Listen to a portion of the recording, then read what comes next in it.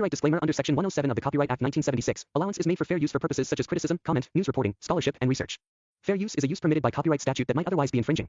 Non-profit, educational, or personal use tips the balance in favor of fair use.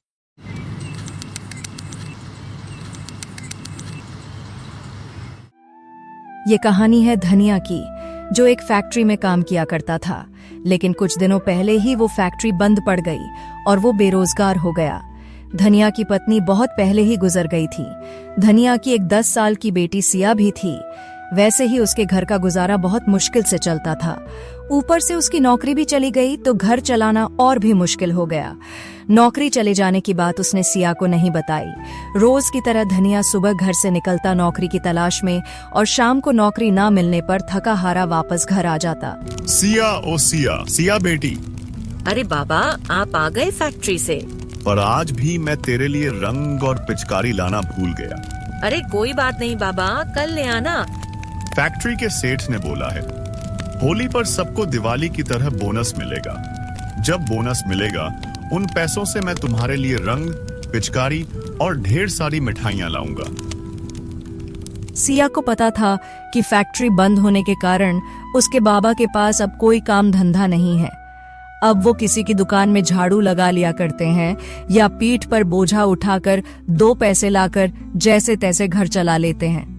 कभी कभी तो कोई काम नहीं मिलता तो खाली हाथ ही घर लौटना पड़ता है। एक दिन धनिया काम की तलाश में बाजार की तरफ जा रहा होता है। देखते देखते होली भी पास आ गई। कल होली है और मैं अभी तक अपनी बेटी के लिए रंग और पिचकारी भी नहीं ला पाया। तभी उसकी नजर एक रंग और पिचकारी की दुकान पर गई। इस दुकान में मुझे जरूर कोई ना कोई काम मिल जाएगा, तो मालिक के पैसों के बदले में अपनी बेटी के लिए रंग और पिचकारी मांग लूंगा। मालिक, कोई काम मिलेगा? कोई काम नहीं है। मैं कोई भी काम कर लूंगा मालिक। झाड़ू लगा दूं या झाड़ पोछा कर दूं दुकान में, कुछ भी। एक बार में सुनाई नहीं देता क्या? कोई काम नहीं है।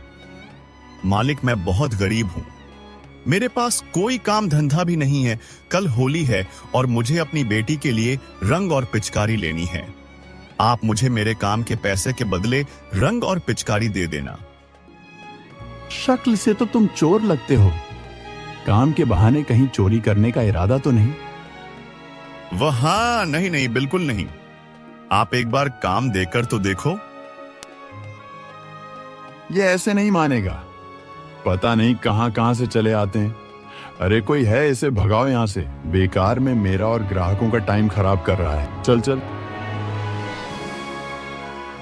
दुकान का मालिक धनिया को धक्का देकर दुकान से बाहर गिरा देता है और धनिया आंखों में आंसू लिए वहां से चला जाता है, पर उसे कहीं भी काम नहीं मिलता। जेब में पैसे नहीं, घर में राशन खत्म होने को आया। अब कैसे घर चलेगा? मैं तो भूखा भी रह लूं, पर बेटी को मैं भूखा नहीं रख सकता। धनिया उदास मन से घर पहुंचता है। क्या बात है बाबा, चेहरा इतना उतरा हुआ क्यों है? हाँ, अरे कुछ नहीं बेटा, तबीयत कुछ ठीक नहीं है, मैं जाकर सो जाता हूँ। सिया को पता था कि उसके बाबा को कुछ नहीं हुआ है, वो बिल्कुल ठीक है। जब भी उन्हें कोई काम नहीं मिलता वो भूखे सो जाते ताकि राशन एक दिन और ज्यादा चल सके।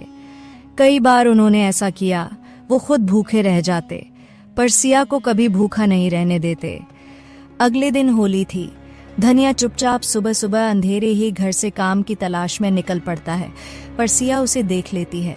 उसके जाने के बाद सिया घर में बने मंदिर के पास जाती है और बहुत रोती है।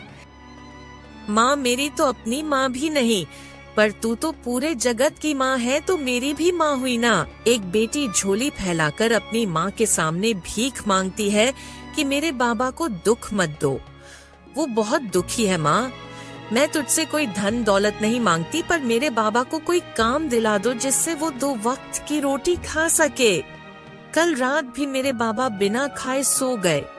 अगर उन्हें कुछ हो गया तो माँ तो पहले ही चली गई इस दुनिया से, पर मेरे बाबा, मैं अपने बाबा को और दुखी नहीं देख सकती। माँ, मैं तेरे आगे हाथ जोड़कर खड़ी हूँ, विनती करती हूँ। मुझे कुछ नहीं चाहिए कभी भी, पर मेरे बाबा को कोई काम दिला दे। उधर धनिया, आज होली है, हाथ बिल्कुल खाली है। हे ऊपर वाले, कुछ काम दिला दो। दो पैसे हाथ में आए तो अपनी सिया बेटी के लिए मिठाई और रंग लेकर जाऊं।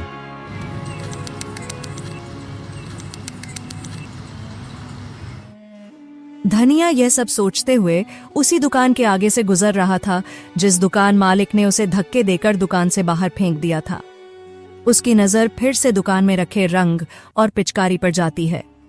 तभी दुकान का मालिक जल्दी जल्दी दुकान बंद करके कहीं जा रहा होता है। उसके हाथ में एक बैग भी था जो हड़बड़ी की वजह से वहीं दुकान के सामने गिर जाता है। धनिया उस बैग को उठाकर दुकान के मालिक को देने जाता है, पर उतने में दुकान का मालिक अपनी गाड़ी में बैठकर जा चुका होता है। धनिया बैग खोलकर देखता है।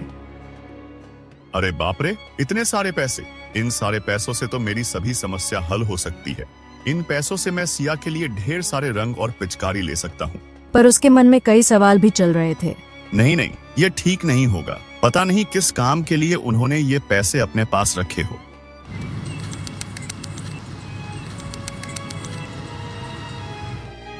यह सोचकर धनिया उस दिशा में बैग लेकर भागा जिस दिशा में मालिक की गाड़ी गई थी।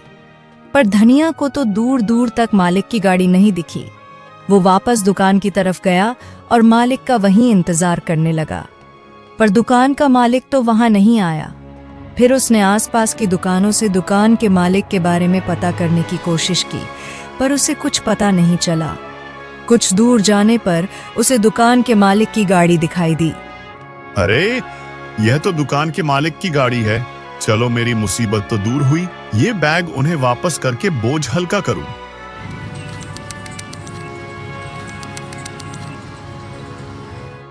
वह यह सब सोच ही रहा होता है कि तभी उसकी नजर दुकान के मालिक पर पड़ती है। वह अस्पताल के सामने खड़े थे और उनके साथ एक औरत भी थी जो उसकी पत्नी थी पूजा। वह दोनों ही बहुत रो रहे थे। धनिया भागता हुआ उन दोनों के पास पहुंचा। मालिक, मालिक, आप इस बैग के लिए ही रो रहे हो ना? देखिए मालिक, आप मुझे चोर नहीं समझिएगा। मैंने यह बैग चोरी नहीं किया। आप अपनी दुकान से बहुत जल्दी में बाहर निकले तो यह बैग वहीं नीचे गिर गया था।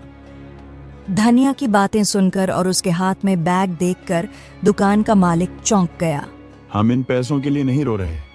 हमारा एक ही बेटा है, उसका एक्सीडेंट हो गया है, उसे बहुत चोट आई है, वह जिंदगी और मौत से जूझ रहा है। डॉक्टर ने बोला है उसका खून बहुत बह गया है, खून की जरूरत है उसे, पर हम दोनों में से उसका ब्लड ग्रुप मैच नहीं हुआ। एक आदमी बड़ी मुश्किल से खून देने को राजी तो हुआ, पर बदले में उसने बहुत सारे रुपए मांगे। यह रुपए उसी को देने के लिए थे, पर अस्पताल पहुंचकर मैंने देखा कि रुपयों से भरा बैग जो मेरे हाथों में नहीं था। बिना पैसों के वो आदमी खून देने को तैयार नहीं हुआ और यहाँ से चला गया। उन दोनों की बातें सुनकर धनिया की आंखें भर आईं। मालिक, मैं दूंगा आपके बेटे को खून। आप मेरा टेस्ट करवा लीजिए। क्या पता आपके बेटे का ब्लड ग्रुप मेरे ब्लड ग्रुप से मिल जाए। धनिया का ब्लड ग्रुप मालिक के ब्लड ग्रुप से मिल गया।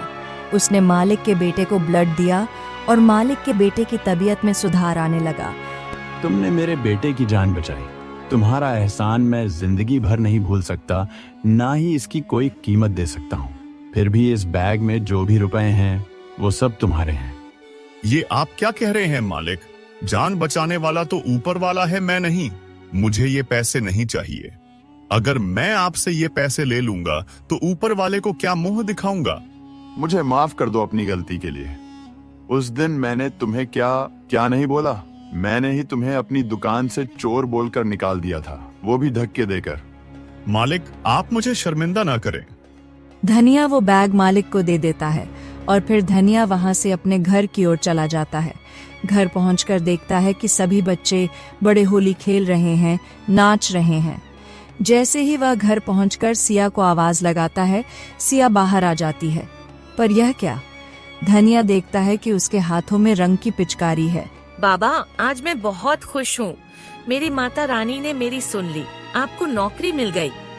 नौकरी? तभी घर के अंदर से वही दुकान का मालिक और उसकी पत्नी बाहर आ जाते हैं। मालिक, आप यहाँ? ये पैसे का बैग, इसके तुम हकदार हो। ले लो ये, और मैं अपनी दुकान में तुम्हें नौकरी पर रखता हूँ धनिया।